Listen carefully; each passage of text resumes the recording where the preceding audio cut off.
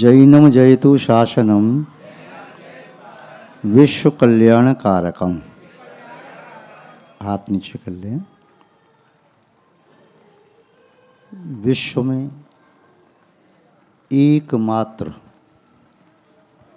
जिन शासन ऐसा शासन है जिस शासन की अधीनता स्वीकार करने वाला, जिस शासन की पावन शरण को प्राप्त करने वाला, जिस शासन के सिद्धांतों को स्वीकार करने वाला, जिस शासन के सूत्रों के आधार पर अपना जीवन जीने वाला संसार का प्रत्येक भव्य प्राणी अपनी आत्मा को परमात्मा बनाने में समर्थ होता है।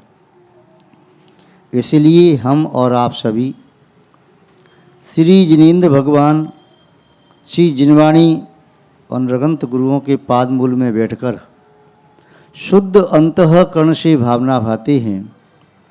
यह जिन शासन सुचिर काल तक, अनंत काल तक जयवंत और जीवंत रहे।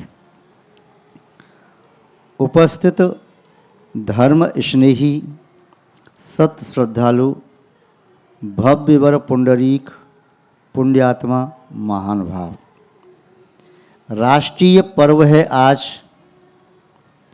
राष्ट्रीय पर्व आप भी मनाने के लिए उत्सुक हैं। अभी आपने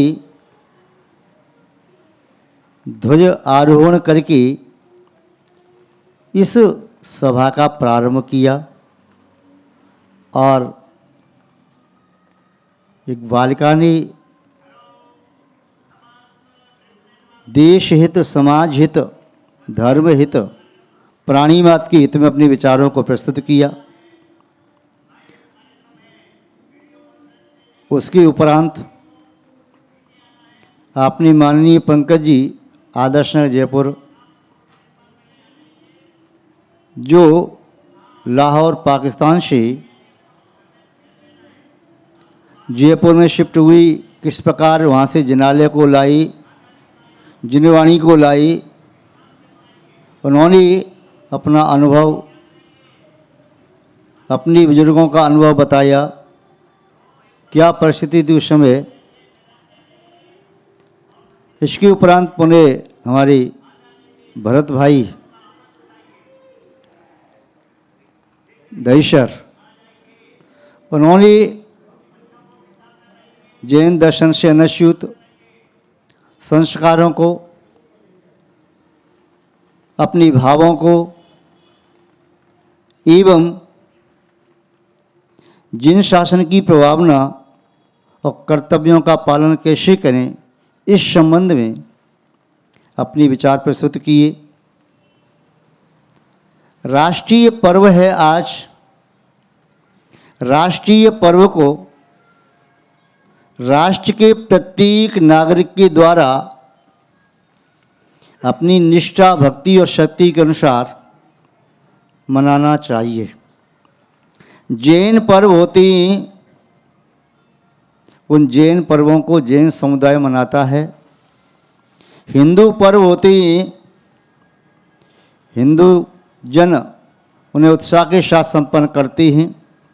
सिख, ईसाई, बौद्ध और मुस्लिम समाज में भी पर्व मनाए जाते हैं। वे समाज अपने पर्वों को अपने रीति रिवाज के अनुसार संपन्न करते हैं।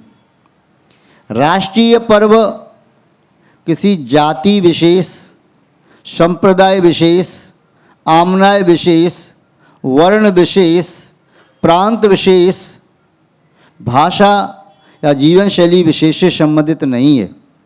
ये राष्ट्रीय पर्व समग्र राष्ट्र में बड़ी उत्साह, उल्लास और आनंद के साथ मनाया जाना चाहिए।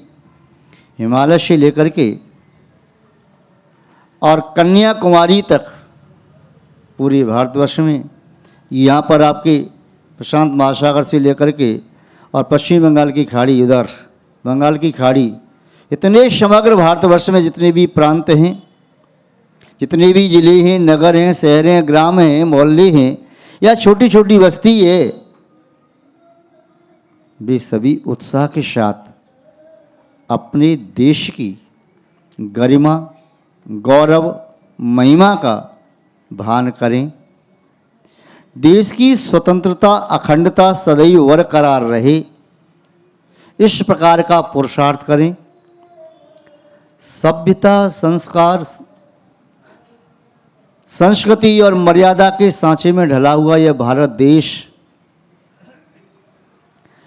अनेकता में एकता का संदेश देता हुआ, ये देश जिसमें अनेक प्रकार की भाषाएं बोली जाती हैं, जिसमें अनेक प्रकार की वेशभूषा है, जिसमें अनेक प्रकार का खान पान है, जिसमें अनेक प्रकार का व्यवहार है, किंतु इसके बावजूद भी ये भारत देश विश्व के गली में शोभायमान हार की तरह से सुशोभित है।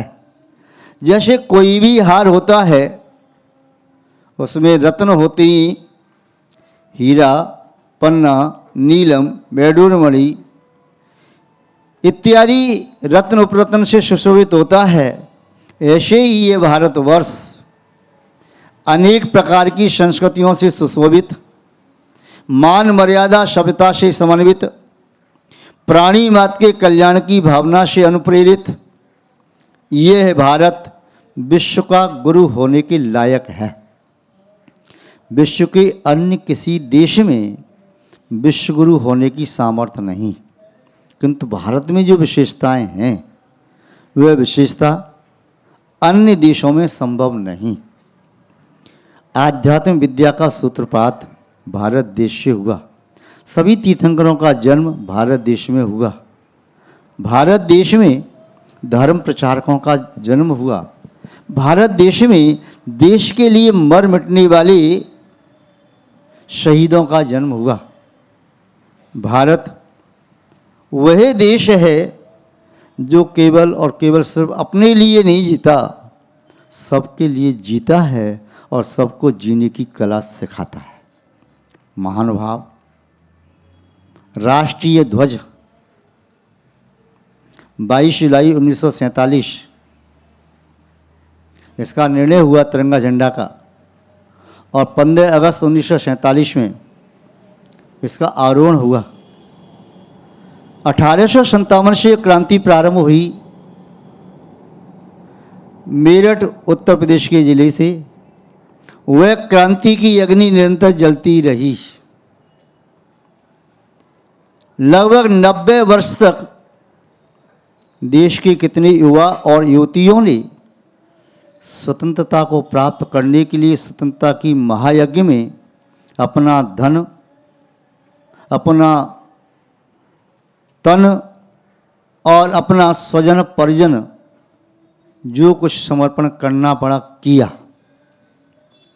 उस समय सबके मन में एक ही आग धधक रही थी, हम गुलाम बन करके नहीं रहेंगे। यद्यपि गुलामी भी हमारी भूल से प्राप्त हुई, जिस समय राजाओं के राज थे, और जब भारत में ईस्ट इंडिया कंपनी की स्थापना हुई, व्यापार के उद्देश्य विदेशी लोगों ने आकर के अपने पैर जमा लिए और राजाओं को एक राजा की प्रशंसा करके दूसरे राजा से लड़ा दिया और फूट डाल करके वे राज्य करते रहे। स्वतंत्रता हमारा अनादि निधन अधिकार है, जन्म सिद्ध अधिकार ही नहीं, अनादि निधन अधिकार है। हमारी आत्मा भी कर्मों के बंधन में बंधी है। नो कर्म, द्रव्य कर्म, भाव कर्म, इन कर्मों के बंधन से भी मुक्ति प्राप्त करना है। कर्मों के बंधन से मुक्ति प्राप्त करने के लिए अपनी आत्मा के शिखर पर रत्नत्रय का तिरंगा झंडा फहराना है। उस रत्नत्रय के तिरंगे झंडे में धर्म चक्र का प्रतीक, 24 तीर्थंकर के प्रतीक जिसमें 24 लकीरें हैं, उससे समन्वित 24 तीर्थंकरों ने जो धर्म सिखाया अपनी आत्मा में आरोपित करना है। यह है, यदि हमने अपनी आत्मा के लिए कर लिया तो हमारी आत्मा कभी भी फिर पराधीन न हो सकेगी।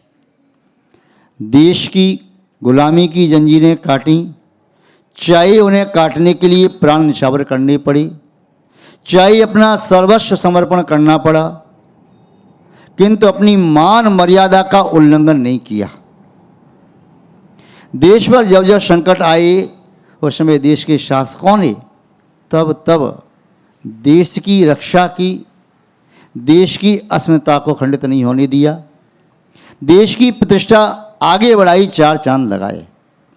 चाहे कलिंग चक्राधिपति सम्राट खारवेल रही हो, चाहे अजातशत्रु कुलिक रही हो, चाहे अन्य अन्य शासक चंद्रगुप्त, बिंदुसार या अशोक रहे हो, चाहे सम्राट अमोघ वर्ष रही हो, चाहे और अनेक जैन शासक रही हो, उन्होंने अपनी मर्यादा की हमेशा रक्षा की। महानुभाव, जो कोई भी व्यक्ति अपनी मर्यादा में रहना जानता है, अपनी सीमा रेखा का उल्लंघन नहीं करता, वह जीवन में कभी पराधीन नहीं होता। सीता ने लक्ष्मण रेखा का उल्लंघन किया, इसलिए रावण ने उसका अपहरण कर लिया। जो कोई भी व्यक्ति अपनी सीमा रेखा का उल्लंघन करता है, निस्संदेह संकटों को और बंधनों को प्राप्त करता है। राष्ट्रीय पर्व मनाते समय ये भी हमें भान होना चाहिए कि हमारे राष्ट्रीय ध्वज में 3 वर्ण हैं, नीचे हरा रंग, बीच में सफ़ेद और ऊपर केसरिया। इसका अर्थ यूँ तो आप सब जानते ही हैं, हरित वर्ण हरियाली, खुशहाली, समृद्धि का प्रतीक है। हरित वर्ण आनंद का प्रतीक है, ऊर्जा का, शक्ति का प्रतीक है। हरित वर्ण ये विशुद्ध भावनाओं का प्रतीक है। मध्य में धवल वर्ण ये है शुक्ल लेस्या का धर्म का प्रतीक है, और उसके मध्य में अशोक चक्र यह चिन्ह है। ये संतत्व का प्रतीक है। अशोक सम्राट ने अनेक जगह शिलालेख की स्थापना कराई। दिल्ली में आप कभी गए हों तो कोटला पर शिलालेख कभी भी लगा है, उसमें लिखा है महामत के लिए पूरे भारतवर्ष में दिगंबर नृगंत साधुओं के विहार की व्यवस्था की जाए, कहीं भी उन्हें विहार आदि में प्रतिकूलता न हो। समग्र देश में नृगंत साधुओं का विचरण स्वतंत्र रहे, कहीं कोई प्रतिकूलता हो शासन उनकी व्यवस्था में संलग्न रहे। सम्राट अशोक, जिनके नाम से अशोक चक्र आज तक भारत में विद्यमान है, प्रतीक के रूप में, भारत के चिन्ह के रूप में, भारत की मुद्रा के रूप में, यह अशोक चिन्ह। वो सम्राट अशोक भी जैन धर्म के अनुयायी थे, बिंदुसार भी जैन धर्म के अनुयायी थे, महाराज चंद्रगुप्त भी जैन धर्म के अनुयायी थे, और इनके तीनों के गुरु महामना चाणक्य, जिन्हें कौटिल्य के नाम से इतिहास जानता है, कौटिल्य का अर्थशास्त्र पूरे विश्व में प्रसिद्ध है, वह चाणक्य भी जैन धर्म के अनुयायी थे। इतना ही नहीं, चाणक्य ने स्वयं यथाजात दिगंबर दीक्षा लेकर के उपसर्ग शयन करके समाधि को प्राप्त किया। महाराज चंद्रगुप्त ने भी भद्रबाहु स्वामी से यथाजात दिगंबर दीक्षा स्वीकार की, 16 स्वप्न के फल उनसे पूछे और दीक्षा लेकर के वह भी यथाजात दिगंबर संत बने। यद्यपि चंद्रगुप्त नाम के 2 शासक हुए। महानुभाव अशोक भी, जिन्होंने जैन धर्म को स्वीकार किया, पहले जैन धर्म के बारे में रुचि नहीं थी, किंतु कलिंग के युद्ध में हिंसा को देख करके मन बदल गया और किसी जैन संत से प्रभावित होकर के उन्होंने हिंसा छोड़ दी। उन्हें यह भी संदेश दिया, क्या ये राज्य आपको स्वीकार है जिसके लिए आपने इतना रक्तपात किया? क्या ये रक्तपात करना उचित था? अशोक की आत्मा रो उठी। उन्होंने कहा, निस्संदेह मुझसे बहुत बड़ा अपराध हुआ, अहिंसा को स्वीकार किया। स्थान स्थान पर अशोक सम्राट के स्तूप स्थापित हुए, सभी भारत की समाज को एक करके उन्होंने राज्य का संचालन किया। महानुभाव, ये हमारा अखंड भारत देश इसको अनेक बार बांटने का प्रयास किया, कुछ सफल भी हुए देश को तोड़ने वाले। पहले पाकिस्तान भी भारत में ही था, नेपाल भी भारत में ही था, भूटान भी भारत में ही था, बर्मा देश भी भारत में ही था, बांग्लादेश भी भारत में ही था, इत्यादि। ये अफगानिस्तान भी भारत में ही था, ये सभी भारत में ही थे, किंतु ये अलग हो गए। अभी जो भी भारत है, हमारी भावनाएं न केवल अभी वर्तमान के भारत के प्रति, अपितु जो पूरा भारत था उसके प्रति भी और पूरे विश्व के प्रति हमारी भावना रहती है। संसार का प्रत्येक प्राणी सुख और शांति का अनुभव करे, अपने कर्तव्यों का निष्ठा के साथ पालन करे। महानुभाव, जब जब व्यक्ति अपने कर्तव्यों का पालन करना छोड़ देता है, तब तब व्यक्ति संघर्षों का सामना करता है। चाहे आपके कर्तव्य परिवार के प्रति हैं, जब तक परिवार के प्रति अपने कर्तव्य का पालन करते रहोगे, परिवार आपका व्यवस्थित रहेगा, संगठित रहेगा, समृद्ध रहेगा। यदि स्वार्थ की भावना आ जाती है तो परिवार बिखरने लगता है। जो व्यक्ति परिवार को जोड़ करके रखता है, वह व्यक्ति संभव है परिवारीजनों को चुभता हो, अखरता हो, संभव है, किंतु ऐसे व्यक्ति के बिना परिवार जुड़ता नहीं।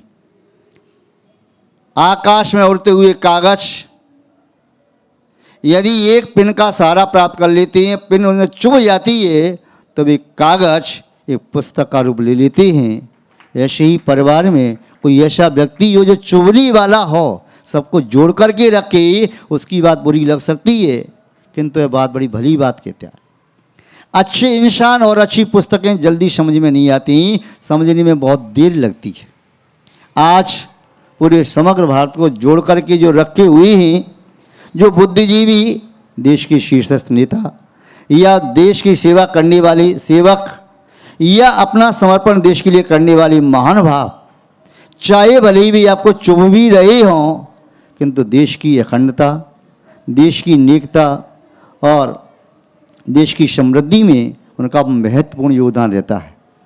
महानुभाव, आज राष्ट्रीय पर्व पर इतना ही कहना पर्याप्त होगा कि जिस तरह आप अपने धर्म का पालन करते हैं, आत्मा का कल्याण करने के लिए धर्म की आवश्यकता है। आत्मा का कल्याण बिना धर्म को स्वीकार किए संभव नहीं है। शरीर की रक्षा करने के लिए आप वस्त्रों को धारण करते हैं, भवन में रहते हैं, मकान हो, फ्लैट हो, झोंपड़ी हो, गुफा हो, कहीं भी रहते हैं, इसकी सुरक्षा के लिए। और ऐसे ही देश की रक्षा के लिए देश की सीमा पर खड़े महानुभाव